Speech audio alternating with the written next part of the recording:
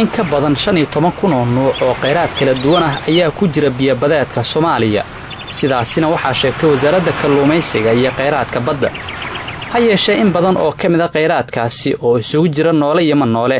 ayaa kuwa dayacan oo aan laga faa'iideysan sida uu qabo Maxamuud Maxamed Axmed oo ah aqoonyahan bartay cilmiga badaha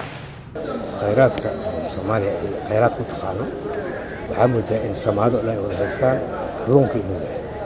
laakiin waxaa jiraan noole kale oo badda ku nool Soomaaliyana ay maaragtay hodan ay ku tahay laakiin aqoon darrada ay saamaynaysa in barto ama laga faa'iideysto marka noolaha laga tago waxaa jira batroolaa jiro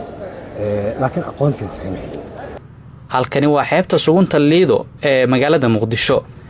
xilli hore subax kasta waxaa halkan ka baxa dooni yaryar oo soo jalaabta kalluun oo kaliya laakiin waxay og yihiin in kheyraadka baddu uusan ku koobneen kalluun xilligan oo kale aan baxnaa alxamdulillaah rabbil caalamiin kalluun baan soo qabanaa marna iyuu imaanaa marna waa soo daahnaa ma garat si fiican kalluun maana maxaa kale soo qabanaa libaax baan soo qabanaa kalluun baan soo qabanaa wax kale badda kuma jiro Soomaa libaax iyo kalluun baa badda ku jiro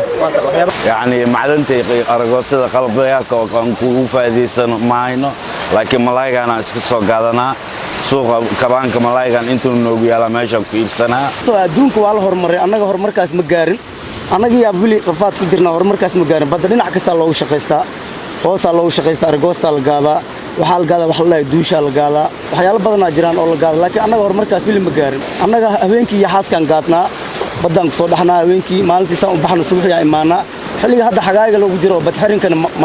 مالتي ملايين قاتنا حاليا waxaa jira dad badan oo u dalxiis taga xeebaha dalka kuwaas oo sheed uun ka eegta kheyraadka dahan ee badda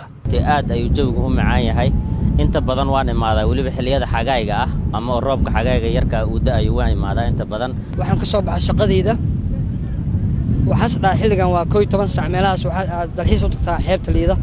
si aan xeebta Liido oo aan u imaado nafsadeeda aan u raaxeeyo ama aan u qanciyo noocyo ka mid ah kheyraadka ku jira badaha waddanka waa laga faa'iideysan jiray xilligii ay jirtay dawladdii dhexe ee Soomaaliya laakiin waxaa hakadgeliyay burburkii ka dhacay dalka sida uu sheegay wasiirka kalluumaysiga iyo kheyraadka badda Soomaaliya mudane Cabdiraxmaan Maxamed Cabdi Xaashi sawla socotid hal xukuumad baa waddanka oo dhan waqti ay ka taliinasay markaana waagaas waxa jiray warshado badan oo kalluunka Kismaayo ku yaaleen xagga laas qoray iyo meelo badan bay ku yaaleen marka warshadahaas kalluun badan baa ka soo bixi jiray oo la gari jiray dakhli xoog la waddankana ka soo gali jiray marka hadda warshadihii iyo dhulkii oo dhan hadda tagtid annakii golaha wasiirada Kismaayo ka yimid waxaan soo aragnay warshadihii oo dhan iyo dhulkii oo dhan waa baabay laakiin wali meeshii uu yaalaa marka dadka Soomaaliyeed qaarkood oo aanan aqoon badan u lahayn noocyada kheyraad iyo iyadoo aanay jirin waxyaabo badan oo u fududeyn lahaa oo agabku ka mid yahay in laga faa'iideysto ayaa sabab u ah dayaca kheyraadka badda Soomaaliya wasaaradda kalluumaysiga iyo dawladda Soomaaliya waxaa la gudboon already talada aan siinayay ummadda Soomaalida oo dhan in ay qayb ka qaataan oo muxuu ahay ka faa'iideysigaas ilaahayna nabadna siiyo ka faa'iideysigaasna ay ama shaqaalahooda ay u tababaraan muxuu ahay qaabkii badda looga faa'iideysan lahaa haddaba ma jira qorshe ay dawladda Soomaaliya ka leedahay horumarinta ka faa'iideysiga kheyraadka badda ugu horeysa saad la socotid waxaa loo baahan yahay inaad haysatid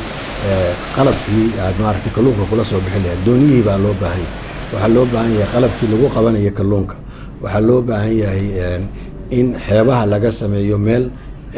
warshado oo kala ah oo maaragtay marka kalluunka la soo qabto lagu process gareeyo ama lagu jarjaro kalluunka maaragtay madaxii inta laga gooyo la hagaajiyo waxaa loo baahan yahay qaboojiyaal baa loo baahan yahay waaweyn oo containers oo xeebta yaala kalluunka oo ah nooc kheyraad ee kaliya ee dadka Soomaaliyeed ay ugu isticmaalka badan yihiin ayaa dadka soo jalaabta iyo kuwa ka ganacsadaba waxay sheegeen inaysan jirin meel lagu kaydiyo